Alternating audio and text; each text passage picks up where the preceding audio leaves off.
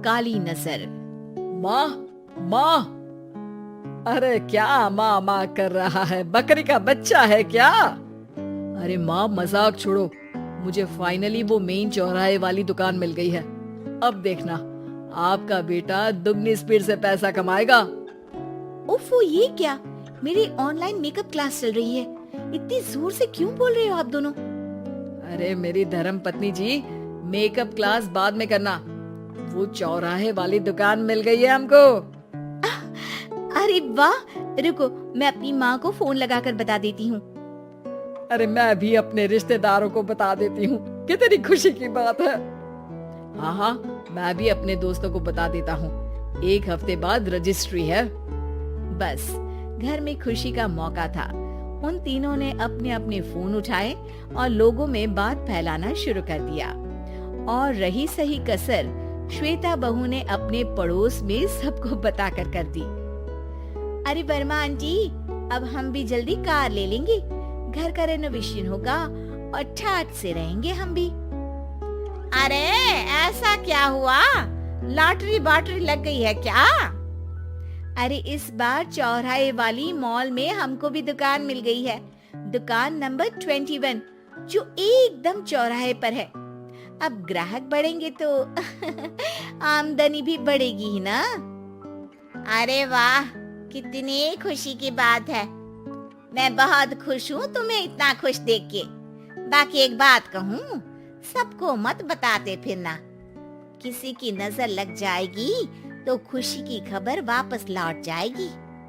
हैं? ऐसे थोड़ी ना होता है। अब डरा रही हो? अरे सही कह रही हूँ। काली नजर कहते हैं इस चीज को, जब आप किसी को कुछ बताओ और वो काम बिगड़ जाए। अरे लेकिन मैं तो... तुमने सबको बता दिया ना? हाँ, फोन लगा लगा के। अब बच के रहना। काली नजर बड़ी खतरनाक होती है। श्वेता इतनी खुश रहती है कि वो वर्मा आंटी की बात पर ध्यान ही नहीं देती, जबकि पड़ोस में और भी लोगों से खुशी की खबर शेयर करती रहती है। अगले दिन राजेश बहुत दुखी होकर घर आता है। अरे बेटा, क्या हुआ? मुंह क्यों सूजा हुआ है? मधुमक्खी ने काट लिया क्या? माँ, वो दुकान किसी और के पास चली गई। किसी ने ज्यादा भाव लगा दिया। अरे पर बात तो आपसे हुई थी ना उस दुकान वाले की। हाँ, आज मैं टोकन अमाउंट देने गया था, तब मुझे पता चला। कोई आकर सुबह मुझसे पहले ही ज्यादा अमाउंट दे गया। काली नजर। क्या कहा? वर्मा आंटी ने समझाया था कि किसी को बताना मत, वरना काली नजर लग जाएगी। अच्छा, तुम्हें उनकी बात मान लेनी चाहिए थी। उनकी बात मान लेती, लेकिन उसके पहले ही सबको बता चुके थे ना हम तीनों। अरे अगली बार से ध्यान रखेंगे। कोई भी नई चीज होगी तो किसी को नहीं बताएंगे। तीनों कुछ दिन ऐसे ही रहते हैं, पर एक दिन श्वेता को एक मेल आता है। राजेश, मेरा ऑनलाइन मेकअप कोर्स कंप्लीट हो गया। अब मैं खुद का पार्लर खोल सकती हूँ। अरे वाह, अपने मोहल्ले में ही खोलते हैं। ये जो घर के सामने दुकान है ना, वहीं। हाँ, यहाँ सस्ती भी मिल जाएगी।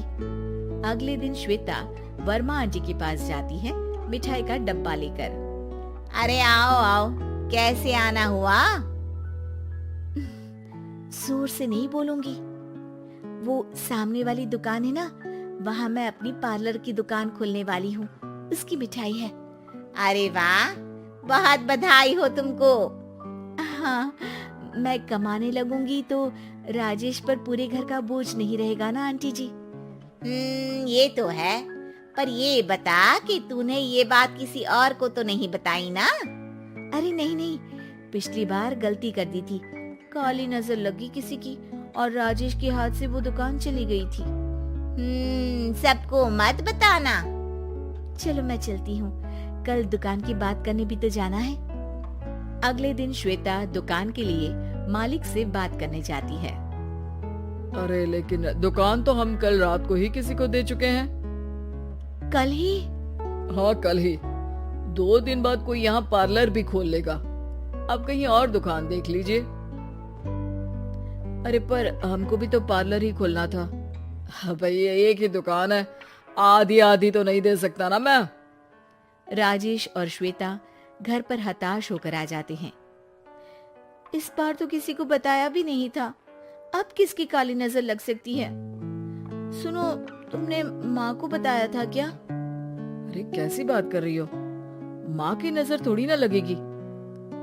पक्का तुमने किसी को नहीं बताया था ना? सिर्फ वर्मा आंटी को बताया था, उन्होंने ही मुझे किसी को नहीं बताने को कहा। अरे यार तुम भी सही हो, मेरी माँ को नहीं बताने को कह रही हो, पर वर्मा आंटी को बताना तुम्हें जरूरी लगा। अरे वर्मा आंटी ने ही तो काली नजर के बारे में बताया था ना, वो हमेशा हमारा भला ही तो चाहती है। मेरी माँ भी हमारा भला ही चाहती है। अरे पर चिल्ला क्यों रहे हो, बात नहीं कर सकते क्या आराम से? नहीं आता वो आराम से बात करना, और करना भी नहीं चाहता हूँ मैं। दुकान जाने का दुख गुस्से में बदल गया था और राजेश और श्वेता में बात बंद हो गई थी। 2 दिन बाद मोहल्ले में पार्लर का इनॉग्रेशन हुआ, जिसमें मोहल्ले के सभी लोगों को बुलाया गया, पर श्वेता, राजेश और माँ नहीं जाते। माँ अंदर आ जाओ, क्या देख रही हो? अरे नया पार्लर देख रही हूँ अपने आंगन से। देखो, माँ को दूसरे का सुख देखने में कितना मजा आ रहा है, मेरा दुख नहीं दिख रहा इन्हें। यहाँ मेरा पार्लर भी तो हो सकता था। अरे चुप रहो यार, हर बात में लड़ाई क्यों ढूंढ रही हो? राजेश और श्वेता फिर बहस करने लगते थे। तभी माँ ने दोनों को बाहर बुलाया। अरे जरा देखो तो, दुकान चलाने वाले का बोर्ड पर नाम क्या लिखा है? श्रुति वर्मा। गाड़ी निकाले बेटा, हमें कहीं जाना है। काली नजर का इलाज कराने। राजेश अपनी बाइक निकालता है। तीनों ट्रिपलिंग कर रहे हैं। माँ राजेश को उस मॉल वाली दुकान पर लेकर जाती है जहाँ राजेश अपनी दुकान खोलने वाला था। यही दुकान लेना चाहता था ना तू? हाँ, पर इनको भी दुखी करने लेकर आई हो क्या यहाँ पर दुकान दिखाकर? वहाँ काफी नहीं था? अरे श्वेता थोड़ा सब्र रख, अभी पता चलेगा कि हम यहाँ क्यों आए हैं। बता, इस दुकान चलाने वाले का नाम क्या है? अनुपम वर्मा। कुछ समझ में आया? वो दुकान वाली श्रुति वर्मा, ये दुकान वाला अनुपम वर्मा, और हमारे पड़ोस में हमने उस दुकानों के बारे में बताया किसको था? वर्मा आंटी को। मतलब वर्मा आंटी ही हमारा काम बिगाड़ रही है? नहीं नहीं, ऐसा नहीं हो सकता, ये बस इत्तेफाक है। राजेश अपना फोन निकालता है और श्रुति वर्मा और अनुपम वर्मा के नाम फेसबुक पर सर्च करता है, जहां ये दोनों ही वर्मा आंटी के रिश्तेदार होते हैं। श्वेता को समझ में आ जाता है कि वर्मा आंटी की ही नजर काली नजर है। अब क्या करना है? कोई भी खुशी की खबर हो तो काली नजर से बचना है, यानी वर्मा आंटी से बचना है। अरे पर मुझे ये समझ में नहीं आया कि वो हमारे साथ ऐसा क्यों करेंगी। अरे बेटा, एक सीख है, दूर के आदमी को आपकी तरक्की से कम परेशानी होगी, पड़ोसी को ज्यादा। दोनों माँ की बात में हामी भरते हैं और अगला काम चुपचाप करने की कसम खाते हैं, ताकि आगे से वर्मा आंटी कोई काम ना बिगाड़ सके।